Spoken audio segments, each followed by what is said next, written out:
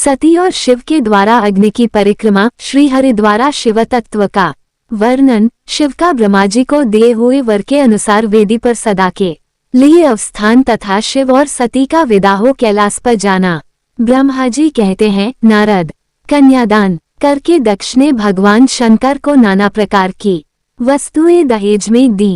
ये सब करके वे बड़े प्रसन्न हुए। फिर उन्होंने ब्राह्मणों को भी नाना प्रकार के धन बांटे। तत्पश्चात लक्ष्मी सहित भगवान विष्णु शंभु के पास हाथ जोड़कर खड़े हुए और यूं बोले, देवदेव महादेव, दया सागर, प्रभो, तात, आप संपूर्ण जगत के पिता हैं और सती देवी सबकी माता हैं।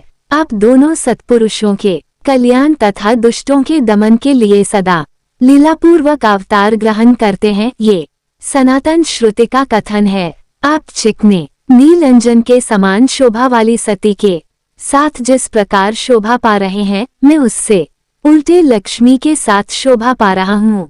अर्थात सती नीलवर्ण तथा आप गौरवर्ण हैं, उससे उल्टे में नीलवर्ण तथा लक्ष्मी गौरवर्ण है। नारद, मैं देवी सती के पास आकर गृह सूत्रोक्त विधि से विस्तार पूर्वक सारा अग्नि कार्य कराने लगा। मुझ आचार्य तथा ब्राह्मणों की आज्ञा से शिवा और शिव ने बड़े हर्ष के साथ विधि पूर्वक अग्नि की परिक्रमा की। उस समय वहां बड़ा अद्भुत उत्सव मनाया गया। गाजे बाजे और नृत्य के साथ होने वाला वह उत्सव सबको बड़ा सुखद जान पड़ा। तदनंतर भगवान विष्णु बोले, सदाशिव, मैं आपकी आज्ञा से यहाँ शिव तत्व का वर्णन करता हूँ। समस्त देवता तथा दूसरे मुनि अपने मन को एकाग्र करके इस विषय को सुने। भगवान, आप प्रधान और अप्रधान प्रकृति और उससे अतीत हैं। आपके अनेक भाग हैं, फिर भी आप भागरहित हैं। ज्योतिर्मय स्वरूप वाले आप परमेश्वर के ही हम तीनों देवता अंश हैं। आप कौन, मैं कौन और ब्रह्मा कौन है? आप परमात्मा के ही ये तीन अंश हैं जो सृष्टि, पालन और संहार करने के कारण एक दूसरे से भिन्न प्रतीत होते हैं। आप अपने स्वरूप का चिंतन कीजिए। आपने स्वयं ही लीलापूर्वक शरीर धारण किया है। आप निर्गुण ब्रह्मरूप से एक हैं। आप ही सगुण ब्रह्म हैं और हम ब्रह्मा, विष्णु तथा रुद्र तीनों आपके अंश हैं।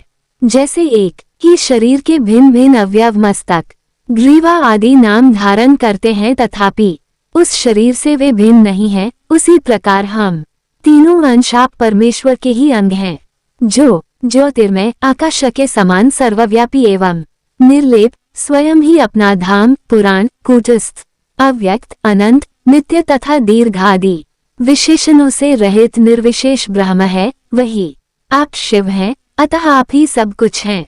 ब्रह्मा जी कहते हैं, मुनीश्वर, भगवान विष्णु की यह बात सुनकर महादेव जी बड़े प्रसन्न हुए। तदनंतर उस विवाह यज्ञ के स्वामी यजमान परमेश्वर शिव प्रसन्न हो लौकिकी गति का आश्रय ले हाथ जोड़कर खड़े हुए मुझ ब्रह्मा से प्रेम पूर्वक बोले। शिव ने कहा, ब्रह्मन, आपने सारा वैवाहिक कार्य अच्छी तरह संपन्न करा दिया। अब मैं प्रसन्न हूँ। आप मेरे आचार्य हैं। बताइए, आपको क्या दक्षिणा दें? सुरज्येष्ठ, आप उस दक्षिणा को मांगिए। महाभाग, यदि वह अत्यंत दुर्लभ हो तो भी उसे शीघ्र कहिए। मुझे आपके लिए कुछ भी अदेय नहीं है।